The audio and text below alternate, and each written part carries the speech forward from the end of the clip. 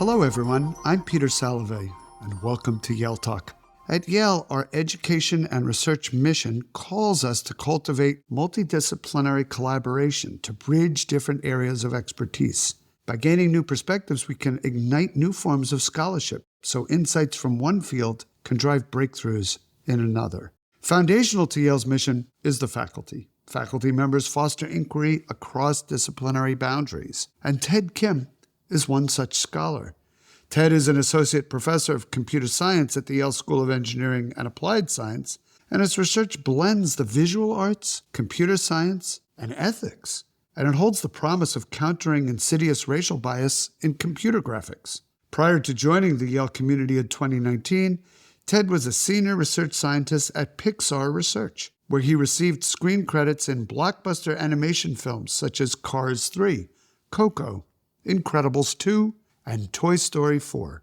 The winner of 2 Academy Awards, the most recent of which was presented at the end of February, Ted has made signal contributions to animation, and he's enriched the national dialogue on emerging technologies such as artificial intelligence.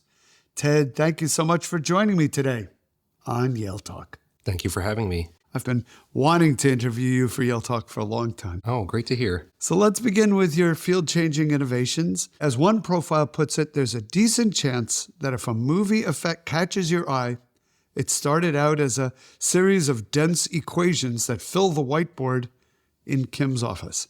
Well, tell us a little bit about this technology and what you're writing equations about.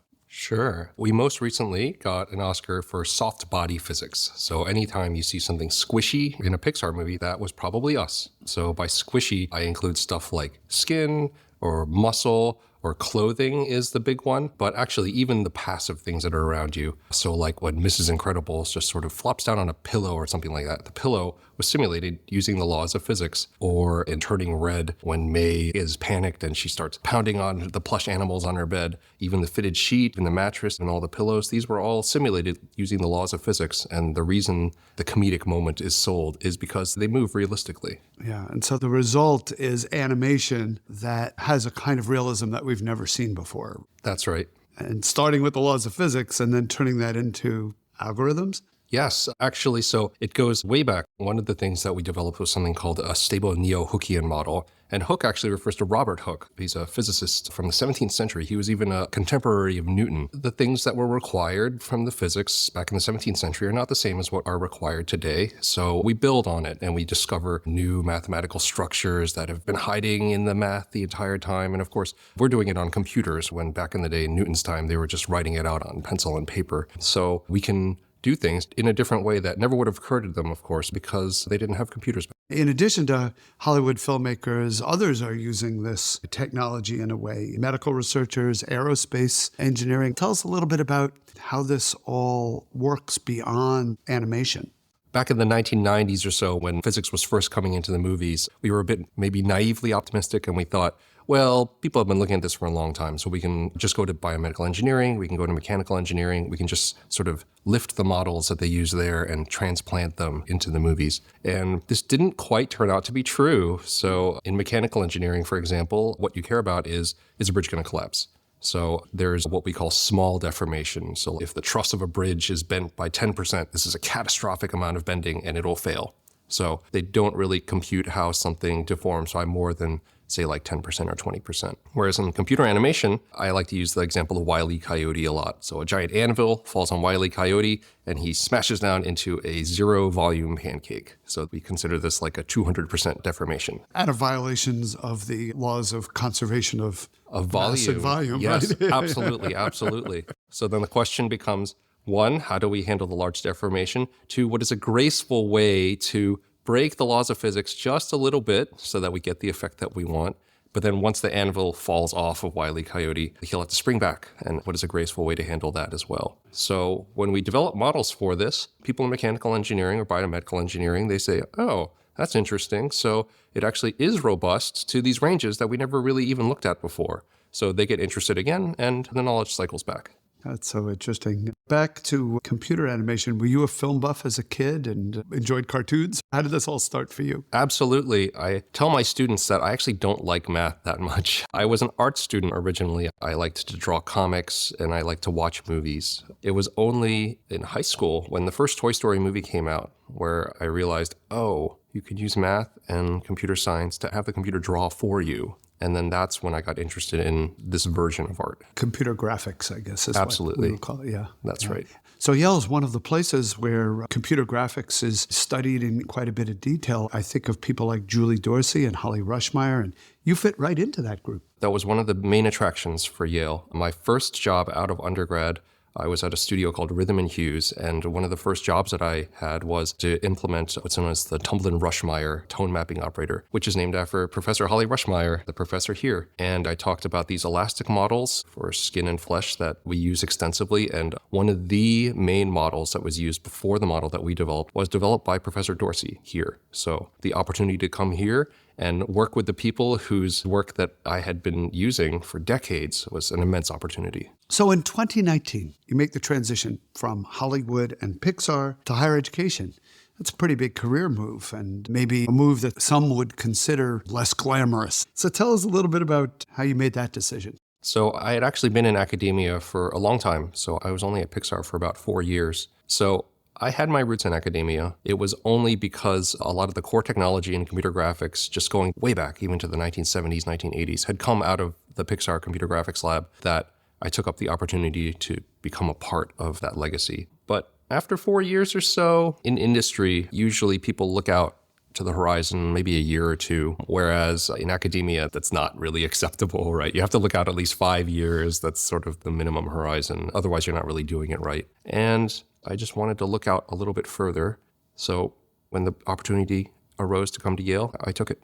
That's fantastic. What allows you to look out in longer time periods is you're less focused on the bottom line. So I do understand that. So you're the co-leader of the Yale Computer Graphics Group. And what we see as consumers of animated movies is a kind of realism that is so much more obvious than in early animations of, say, my childhood. But there are problems and challenges that the Computer Graphics Group deals with. Maybe you could tell us a little bit more about some of those challenges. So currently we are working on depicting all sorts of humans. One of the things that I discovered when I first came to Yale through a collaboration with Professor John McKay in the Film Studies Department was that if you really look into the physics being used to depict virtual humans in movies, it actually only focuses on a very small subset of features.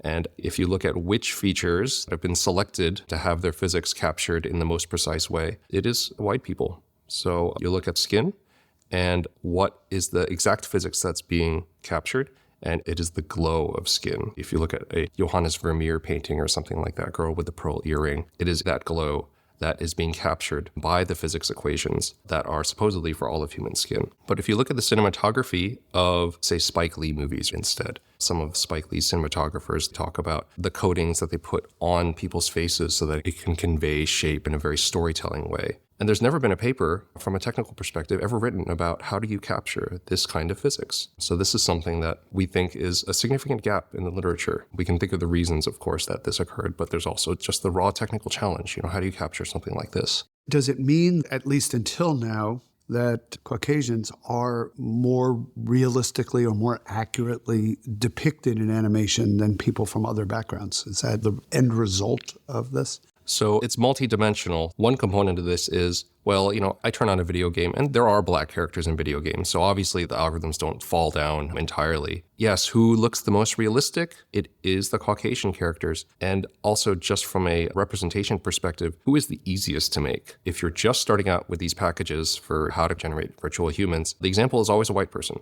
And the algorithms are geared towards generating a European person. So this directly influences who will then appear in the movies and in the video games because it comes down to money. What is easy to actually generate? It is what the algorithms actually support. And this extends not just to skin, but to hair. So extremely straight hair is sort of a signifier of status. So the algorithms, they followed suit. Everything is designed for very, very straight hair. In fact, a bunch of the mathematical formulations, they start from assume that hair is a infinitely straight rod, whereas there are lots of types of hair, right? And we have never seen a paper dealing with how do you depict a human with extremely curly hair.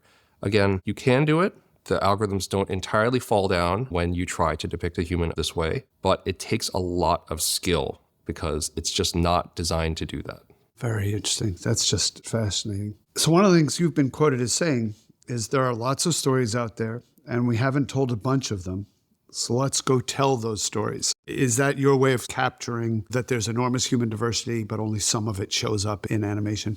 Absolutely. I'm collaborating on a hair project with Professor A.M. Dark. She's at UC Santa Cruz. And she tells me these stories of what happens in family settings. So because straight hair signifies a certain type of status, there are wigs that Black people wear to work, and then they take them off when they come home. So my colleague, Professor Dark, said, if we develop these types of algorithms, we can actually have that scene, which I've never seen in an animated movie. The mom comes home, she takes off her wig, and her afro-textured hair springs out from underneath of it. And I think that it would be such a subtle moment, but also such a real moment if something like that could happen. Interesting. That's so interesting. Do you view this all as a technical challenge? Clearly, there's a socio-political aspect to this work, but is it part of your agenda? So I've been working in film for about 20 years. And when I started out, everyone wants to just dig into the math. So it's almost like the math is safe. The math is abstracted away from the real world. But as I've worked on it more and more, I've just found that this is not true. And of course, there's entire fields, history of science, that looks at this. The types of math that are developed, what are considered valid problems to look at and what are considered not valid problems to look at. These are highly social enterprises. So I want to shift things a little bit so that people can still have fun with the math, but they do need to think about where did the problems that you're looking at come from, why are they considered valid, and what are the solutions that you're coming up with, and why is this considered a solution while other things are not. So last year, you and your team received a $1 million gift from the Bungie Foundation. That was a gift to Yale as part of the For Humanity campaign, but it's supporting work that you're doing. Maybe you could tell us a little bit about that foundation and the kind of work you're doing with those funds. So Bungie, the video game company, became famous for making the series Halo, but I think actually their big title right now is the Destiny series of games. I've been talking about some of the limitations of these algorithms for depicting virtual humans for a while now, and Kareem Schumann, who is the head of their diversity employee resource group there, he reached out to me and said, how can we help? So he put me in contact with the Bungie Foundation, and we put together a proposal for how do we depict more realistic hair. So the money right now is being used to fund some students to investigate what are the mechanics of highly curly hair, so highly helical hair. What is the interesting new physics that arises that have not been examined very closely because this problem formulation just wasn't something that was on people's radar before. And I could talk more about the results, but they're under peer review right now, so I will respect the scientific process. Watch this space. There's That's right. Articles coming out. That's right. We sure hope so. That is fantastic. So there are other projects that the Computer Graphics Group is working on in addition to animation-based ones. Maybe tell us about one or two others.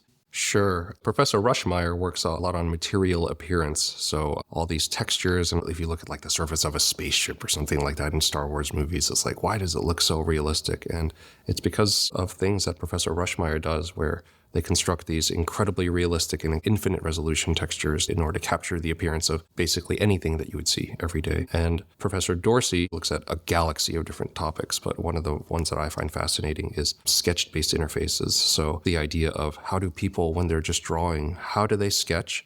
And then how do they find ideas while they're sketching that then crystallize into the actual final drawing? And honestly, I don't know. I loved sketching when I was in high school. I sort of left it behind, but she is still forging ahead, trying to understand what do people actually do. That's fantastic. There's a psychology side of that too, which interests me. Yeah.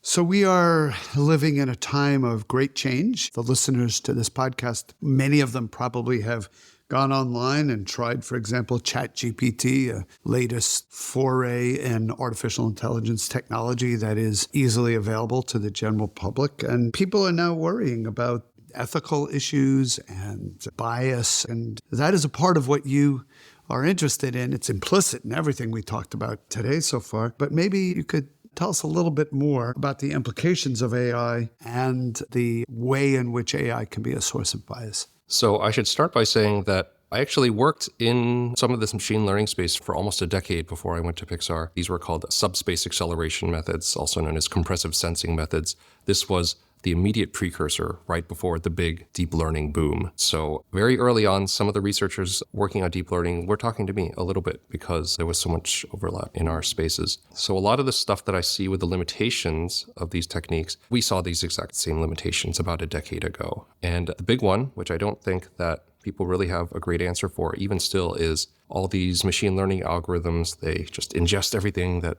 for example, they find on the internet, and then they interpolate between them, right? So it's just minor variations by combining them together. And the question was always, what about extrapolation? So what happens when you see something or you're asked for something that is very far outside of what you've ever seen before?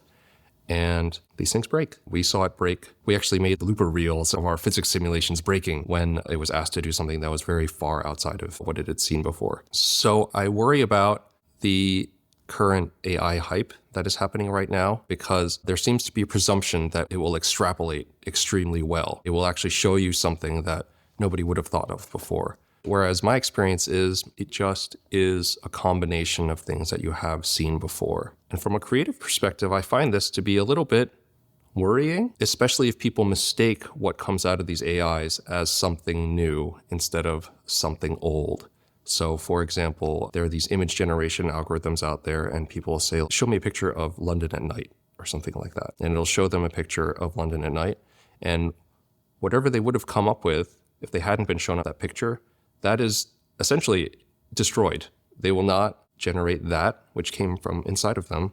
Instead, they will say, oh, this external source said this is what London looks like at night, which is just a restatement of what a bunch of other people thought London looked like at night. And I think that this is a shame. I think that there's lots of new, beautiful interpretations that people generate from their own personal experiences inside themselves. And these new AIs, they can have the real possibility of just sort of smoothing away all of those interesting things that would have appeared otherwise. I've played with ChatGPT in anticipation of a poetry group that I'm in. Oh, wow. And getting it to write poems in different styles, which it can do. They're just not great poems. Right, exactly. They don't have a novel insight in them or a novel metaphor, but they fit the bill. They're in the right style. They have the right meter. They have a rhyming scheme that works, right? So the technical specifications are adhered to, but you don't see that spark of creativity. You don't have a stirring moment of recognition or aha or wonder or awe when you read them. More synthesis than creation. And that can be helpful. It's a great tool, perhaps not for breaking new ground in the creative arts. You wrote a column in the Los Angeles Times recently, and it had this great title on it. I don't know if it was your title or the LA Times put on there, but the title was AI Flaws Could Make Your Next Car Racist. Maybe you could tell us a little bit more about the argument you were making. So the LA Times did write the headline, but to be honest, I don't think it was that far from the original headline that I wrote. This actually goes back to the biases in the computer algorithms for humans that I was talking about earlier. One of the big topics in the computer graphics field right now is generating synthetic training data for machine learning algorithms. So we know that getting real-world data, actually sending a crew out there to photograph, for example, all the roads for self-driving cars, this is extremely expensive. Only a few large companies in the world can even afford to do it. So what if you're a smaller company? What do you do? How do you collect this sort of data? And the argument here is, well, why don't we use the same algorithms that were used to make Toy Story and generate lots of synthetic data? Because the presumption is that, well, these are the general equations that capture all the variation that exists in the world. And our studies have shown that this is not true. They are geared towards very specific features in the world, which they capture extremely well, but this is not what you want from a self-driving car. You want it to actually understand all the variation in the world. So we see articles about this already, like someone in a wheelchair is crossing at a crosswalk. The cars are not that good at understanding these. This goes directly back to the algorithms. I was talking to colleagues at Pixar, and if you want to show somebody who does not necessarily have full symmetric control of both sides of their body, this is more difficult to do in the software. The entire character creation pipeline assumes a lateral symmetry of the human body. If you want to introduce asymmetry, you can do it, but it's not what the algorithm was designed for. So somebody with a disability is just not recognized in the same way and is at greater risk. Right. Or someone has to be very intentional and go in and insert that data into the training set, because if you just go with what the algorithms are good at, it's just not going to generate that. Fantastically important. I always ask faculty who are part of Yale Talk what they're teaching and what students are coming to hear you say in the classroom. So maybe you could just tell us a little bit about your teaching schedule. So right now I'm teaching a graduate course on physics-based simulation. I had the pleasure of announcing to my class that, well, the material that we're going to learn today, I just won an Academy Award for it. They must have gone crazy when they heard that. There were some inklings already that maybe I was up for it. But yes, of course, everyone was very happy to be able to share. We bask in reflected glory, and your students were doing that. Yes, I hope so. And do you know what you're teaching in next volume? I don't know quite yet. One thing I would like to teach is an undergraduate class, maybe first or second year, just on the kinds of art that you can generate from very small programs. So, of course, you can write very large programs like they have at Pixar to generate movies, but there are some very small programs you can use to make very beautiful things. So, for example, fractals. So Mandelbrot, for example, I know was a professor at Yale for a long time, and I teach his algorithm in the advanced computer graphics class. But it actually turns out that even that sort of thing, these very beautiful, intricate structures, you can write it very succinctly. It's less than 100 lines of code. And there's lots of different programs out there that you can do very similar things. And I would love to teach a class introducing students to these little beautiful snippets of code. And then, of course, the fun part is that when you modify it, new beautiful things start to happen very quickly, and I'd love to see what they come up with. Many students took Professor Mandelbrot's course on fractals as their quantitative reasoning to fulfill that requirement. It was quite popular, actually. Wow. You would think it would sound a little esoteric, but the students flocked to it. They loved it. So this is really next generation. Ted, you've given us so much to think about today. Thank you for joining me on Yale Talk and for sharing your insights with our listeners. Your contributions to your field, including those recognized in recent weeks by the Academy of Motion Picture Arts and Sciences, are a source of immense pride for Yale, and I think great joy in your students. It's invigorating to consider the implications of your research and of your commitment to unleashing the stories worth telling. To friends and members of the Yale community, thank you for joining me for Yale Talk. Until our next conversation, best wishes and take care. The theme music, Butterflies and Bees, is composed by Yale Professor of Music and Director of University Bands, Thomas C. Duffy, and is performed by the Yale Concert Band.